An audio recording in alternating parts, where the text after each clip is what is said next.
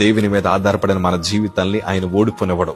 నీ ఒంటరి పోరాటంలో ఘనమైన విజయాలని నా ప్రభు మీకు అనుగ్రహించబోతా ఉన్నారు. యేసేపు కూడా తన జీవితంలో ఒంటరిగానే పోరాడాడు. అన్నలు తను తృణీకరించిన, గొంతులు వేసి తన్ని వేరే పరాయి దేశానికి అమ్మేసిన, ఒక బానిస బ్రతుకుతున్న ఒంటరిగానే పోరాడాడు. ఎన్నో సమస్యలు వచ్చాయి, ఆయన ఒంటరిగానే పోరాడాడు. చెరసాలకు వెళ్ళిపోయాడు, ఆయన ఒంటరిగానే పోరాడాడు. సింహాసనం కూడా ఒంటరిగానే ఎక్కాడు.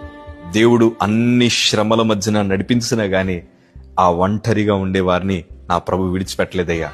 ఎందుకంటే నా ప్రభుకు తెలుసు ఆ ఎన్నిక లేని వారిని ఎక్కడ కూర్చోబెట్టాలో. నా ప్రభుకు తెలుసు ఒంటరిగా పోరాడుతున్న వారికి ఎట్లాంటి విజయాలు ఇవ్వాలో.